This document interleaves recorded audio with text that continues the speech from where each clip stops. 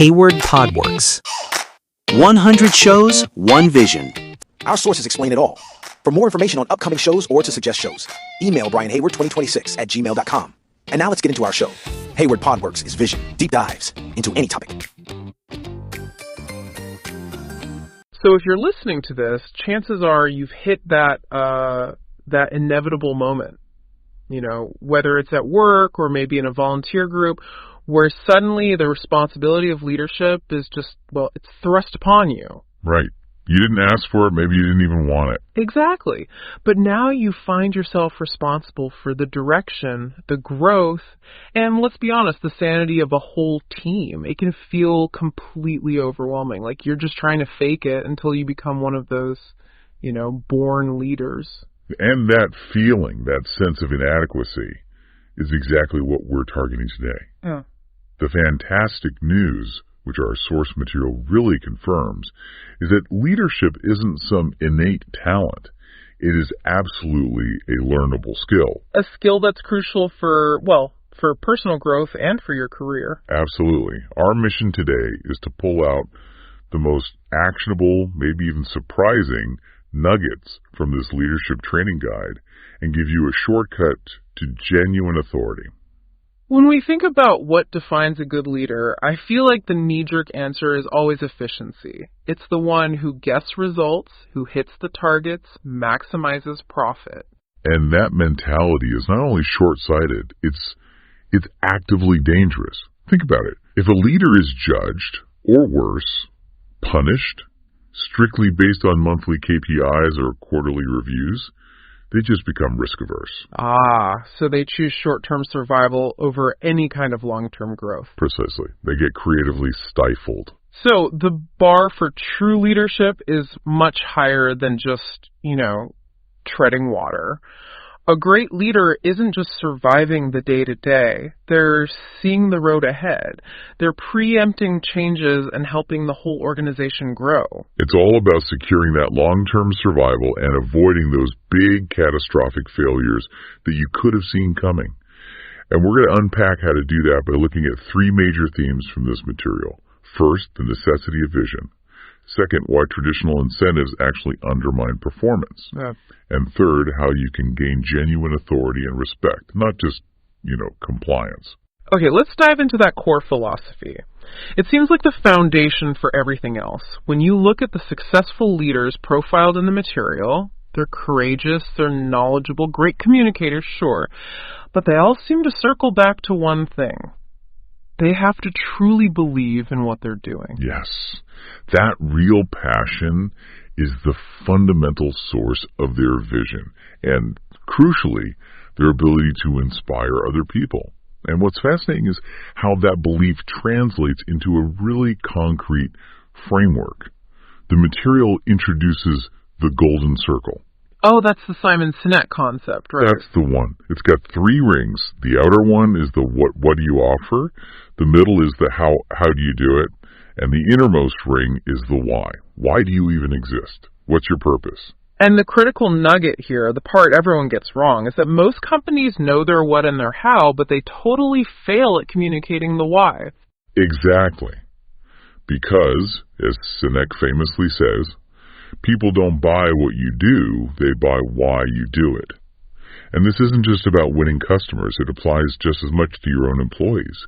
If they believe in your mission, they'll drive the business forward without you looking over their shoulder. I have to challenge that a little bit, though. If I launch a company that makes, incredibly cheap, efficient widgets, and they're clearly superior, won't people buy them regardless of my passion? Isn't the product itself the why for the customer in that case? Well, not for long-term loyalty or for employee dedication.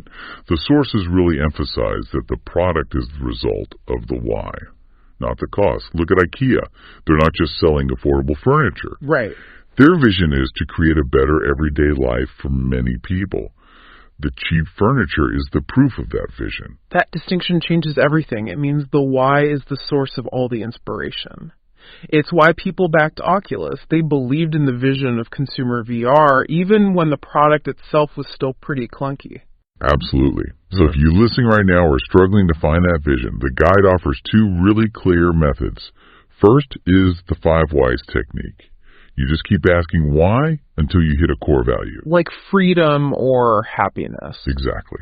So why do I run a tech support firm? To fix problems. Why? So small businesses can operate. Why? So entrepreneurs can pursue their passion. Why? Because I believe financial independence leads to freedom. And there it is. That's your why. That makes the whole vision so much more tangible, more emotional. The second piece of advice is a bit more drastic. It's for when you inherit a business. If you cannot genuinely get behind the founder's drive or the company's vision, the material suggests it might actually be best to leave. Wow, really? Yeah. Disinterest is described as the ultimate undoing factor for a leader. You just can't inspire a belief that you don't actually possess yourself. That's a serious level of commitment. And when you do find that alignment, you get into that flow state the material talks about. Right, that feeling of total absorption where you become incredibly creative because you lose that inner critic that usually slows you down. Okay, so moving from that vision to practical management, we hit the motivational challenge. You have this burning vision, but let's be real. Your staff still need a paycheck. Yeah. How do you pass that passion on to someone whose main focus is paying their mortgage? Well, we naturally think of external rewards, right? Bonuses, cash prizes. The bigger the prize, the better the performance. That's the logic. And this is where it gets really, really interesting. Because the material confirms a counterintuitive fact that's backed by decades of science. Monetary or external incentives, for the most part, just don't work for tasks that need cognitive skill. They can actually decrease performance. Wait, hold on. If cash doesn't work, how do we explain, say, Wall Street or top-tier sales? Isn't there a level of incentive just to get people in the door? That's a fair challenge. And the key distinction the guide makes is between mechanical tasks and cognitive tasks. If the work is purely mechanical, like moving boxes, then sure, a simple reward system works. You want them to move faster, you pay them more. But if the task needs creativity or problem solving... The incentive becomes a problem. Okay, let's unpack that with the famous candle experiment. I think this really drives the point home. It tests something called functional fixedness. Functional fixedness, right. That's when your brain gets stuck seeing an object only for its primary function. So in the experiment, you get a candle, a box of tacks, and some matches. Your job is to attach the lit candle to the wall without wax dripping on the table. And the trick is to see the box not just as a container for the tacks, but as a shelf. You tack the box to the wall and put the candle on it. Simple when you know the answer. But most people get stuck trying to tack the candle itself to the wall. Exactly. And here's the crucial part.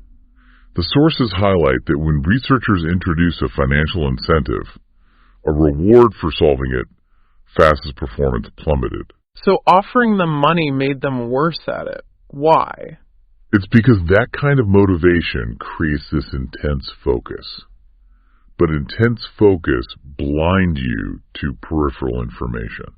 Like seeing the box as a tool. Precisely. Yeah. And what's more, rewarding individuals can encourage them to step on their colleagues to get ahead, which just kills collaboration. So if cash doesn't work for creative roles, what does? The guide outlines 3 key intrinsic motivators: ownership, autonomy, and understanding. Ownership is all about professional pride. Let your staff put their name on projects. Let them use their work on their CVs. The work itself becomes the reward. And autonomy and understanding, this is where that organizational why we talked about earlier pays off big time. It's how you stop micromanaging. Right. So contrast 2 instructions. The bad one is, move boxes from A to B with the forklift in 2 hours. The good one, the autonomous one, is the truck is coming at 3, so we need the inventory staged by then. The second one is way better. It gives the why the truck is coming and the goal. Now the employee can problem solve. What if the forklift breaks? They can figure it out. And they get that intrinsic reward of achieving an important goal. But, and this is a big but, The leader doesn't get to just wash their hands of it. Even when you give maximum autonomy, you, as the leader, have to take full responsibility for the team's decisions. That security is what gives the team the confidence to make those choices in the first place. And that sense of responsibility leads us right into the whole issue of authority. If we're giving autonomy and not using incentives, how do we handle staff who, just don't align with the vision? This brings us to that classic dilemma from Machiavelli. Is it better to be feared or liked? Our source material reframes that question entirely. The goal isn't to be feared or liked. It's to be respected. And respect requires confidence and capability. But it also means setting a professional tone. The sources specifically warn against trying to be the office buddy. Oh, the David Brent syndrome. Exactly. If your staff see you as just another mate, it really hurts your instructional authority when things get tough. So what about disagreements? When you have an open dissident on the team, the guide has some fascinating non-confrontational techniques. The first one is really simple. Welcome the challenge. Don't get defensive. Ask the person to suggest a better, workable alternative. That often surprises them into either cooperating or realizing how complex the problem actually is. Then there's the more controversial strategy the sources call transformismo. Right. In modern terms, you can think of it as tactical delegation. If you have a really smart but troublesome employee who's always criticizing from the sidelines, you put them in charge of something. You put them in a position of significant responsibility. That sounds incredibly risky. Aren't you just empowering them to be more disruptive? It is a risk, but the material suggests the reward is greater. It does two things. First, it shows them just how difficult the leader's role actually is. And second, it makes them too busy and responsible to cause trouble. That's a fascinating psychological move. Okay, but what if actual punishment is needed? How does a respectful leader handle that? You never, ever shout or lose control. You maintain absolute civility. Instead, you rely on a clear, predefined set of rules and repercussions that everyone agreed to when they started. So it's not personal? Not at all. If the rule says you have to make up missed hours, then that's the action. You're just following the agreement. It prevents any accusations of unfairness. Switching gears to crisis. The best crisis management is, of course, avoidance. The leader has to be seeing the unseen. Which circles back to delegation. Yeah. The team works in the business, so the leader can work on the business, scouting the horizon for threats. And that preemptive planning is key. Absolutely. You have to account for things like the planning fallacy. Which is? The psychological bias where we all, even experts, consistently underestimate how long tasks will take. There are always unknown unknowns. So you always have buffer time. Always. And you build resilience during the good times. What does that practically look like? It means low debt, low overheads. It means having multiple brands or product lines, so if one fails, the others carry the weight. Basically, set up your business so it can survive for, say, 6 months or a year, even if the market vanishes overnight. And when the storm does hit, the leader's role is simple. Stay calm. The team views you as a barometer. If you panic, they will panic exponentially harder. And you never, ever point the finger. You always take responsibility. The sources put it bluntly. If it's Jeff's fault, then it's your fault you allowed it to be Jeff's fault. Mm-hmm. And taking that responsibility means you have to have faith in your team. But how do you build a team that actually earns that faith? It starts with hiring, right? If the why is everything, then you're hiring for alignment with the vision, not just the best qualifications on a piece of paper. And you need a diversity of personalities. The guide outlines 4 main types that are useful in a business setting. You've got the dominant, the expressive, the introverted, and the relational. The driver, the communicator, the deep worker, and the peacemaker. Exactly. And the research suggests a project team really needs one of each to get the best outcome. But those types can clash. How do you encourage harmony without, forcing everyone to go bowling? You build trust.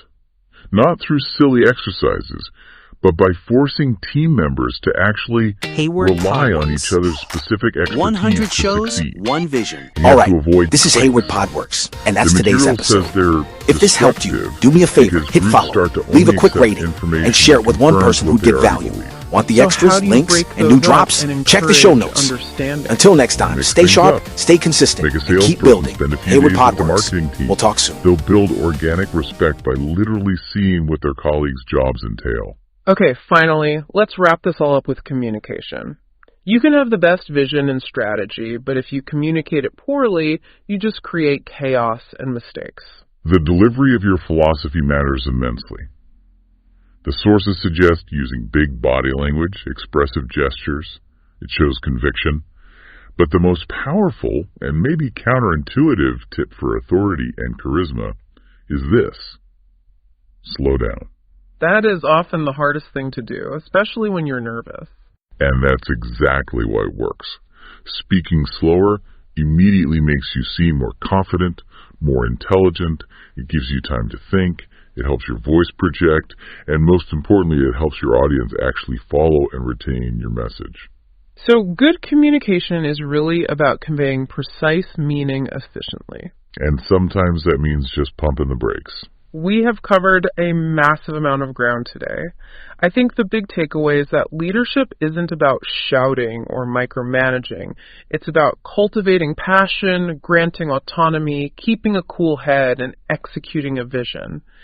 The guide's conclusion really synthesizes it perfectly. Don't focus on being a leader. Just love what you do, secure your foundation, and be willing to stake everyone on your compelling vision. And if we connect that back to our discussion on motivation, since we know incentives can fail and the best work comes from ownership and autonomy, here is a challenge for you, the listener. If you have an introverted, highly skilled team member who's great at deep focus work but, hates public speaking, what is one specific, actionable way you can give them a real sense of ownership this week?